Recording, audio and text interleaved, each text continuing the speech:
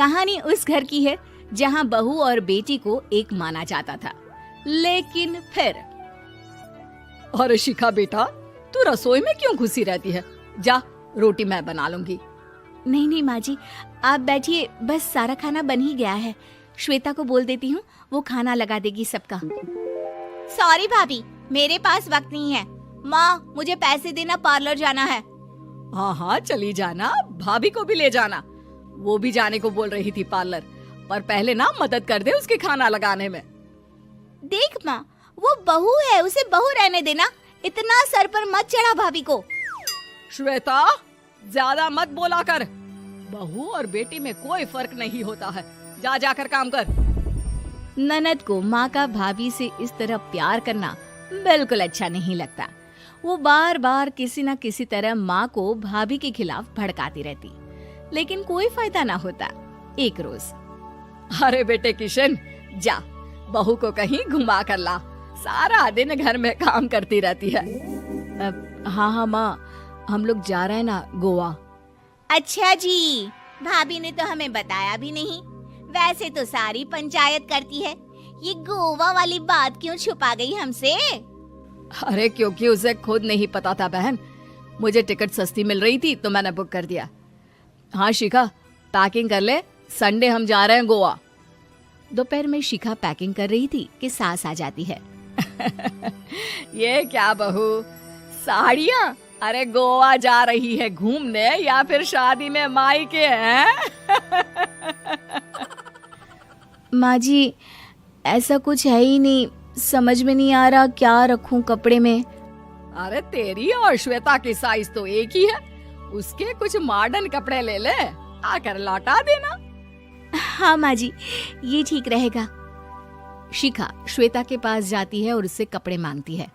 ना जी ना, मैं अपने कपड़े ना दूं, वैसे भी फैल जाएंगे मेरे कपड़े, बहुत महंगे वाले हैं। शिखा मुंह लटकाकर कमरे में आ जाती है तो सास कहती है, चल तैयार हो जा, तुझे मैं शॉपिंग करा कर लाती हूँ गोवा की। बस फिर क्या था, सास बहू निकल जाते हैं मार्केट और एक से बढ़कर एक ड्रेस खरीद कर घर आते हैं। पहले बता देती कि नए कपड़े दिलाने वाली है भाभी को, तो मैं अपने ही दे देती ना भाभी को, मुझे दिला देती नए कपड़े। देख श्वेता, परिवार का मतलब सबके साथ रहना होता है, ना कि सिर्फ अपना सोचना। वैसे भी तुझे अच्छे संस्कार सीखने चाहिए। और रही बात कपड़ों की, तो शिखा, आज से घर पर भी तू मॉडर्न कपड़े ही पहनेगी। कोई जरूरत नहीं है ये साड़ी वाड़ी लपेटने की। अब क्या था, घर पर श्वेता और शिखा एक जैसे रहते। एक बार पड़ोसन आती है। अरे बेटा, अपनी माँ को तो बुलाना जरा, बात करनी है। शिखा सास को बताती है और रसोई में चली जाती है।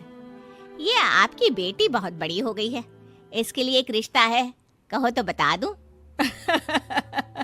ये बेटी नहीं बहू है, घर में सब एक जैसा ही रहता है। वैसे मेरी बेटी भी बड़ी हो गई है, कोई रिश्ता हो तो जरूर बताना।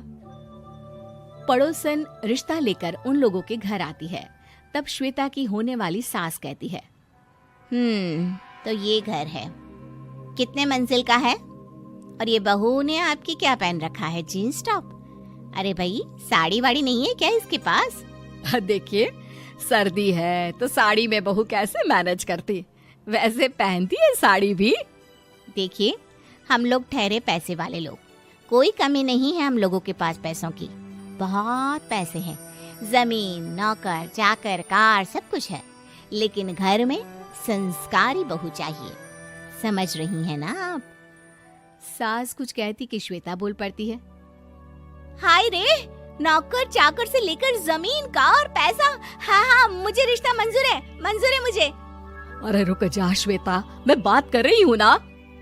देखिए, हम लोगों के घर इतनी आजादी नहीं मिलेगी। अरे हाँ कर देना माँ, हाँ कर दे जल्दी से।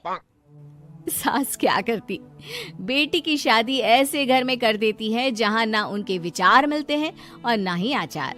शादी के बाद एक रोज फोन पर, श्वेता बेटा, एक बार घर आ जा, बहुत दिल करता है तुझे देखने का। माँ, वो घर पर बहुत काम होता है, कैसे आऊँ? बड़ा घर है, लेकिन आने जाने वालों की लाइन ही लगी रहती है। बेटा, मैं तो जानती थी उस घर का हाल, लेकिन तू ही नहीं मान रही थी।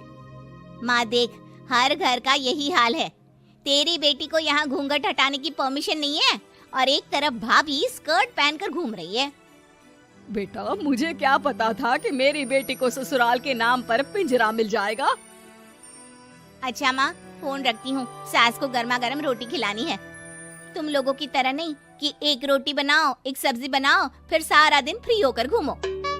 सास फोन तो रख देती है, लेकिन सोच में पड़ जाती है कि एक तरफ बेटी जिसे कोई आजादी नहीं, वहीं दूसरी तरफ बहू जिसे देखकर लगता ही नहीं कि उसकी शादी भी हुई है। अगले रोज। शिखा, अरे ओ शिखा। हाँ माँ, क्या हुआ? कुछ चाहिए आपको? मैं जिम जा रही थी। जिम के कपड़ों में बहू को देखकर सास को घूंघट में अपनी बेटी का ख्याल आता है। देख बहू, घर में बहू की तरह रहा कर। इतने टाइट कपड़े पहनकर जिम जाना पसंद नहीं मुझे। जा जाकर रोटी बना। रोटी? माँ, अभी तो शाम की 6 बजे हैं, इस वक्त रोटी? अब क्या मेरे खाने पीने पर भी पहरा है? अरे जब मर्जी तब मैं अपने घर में खा भी नहीं सकती क्या?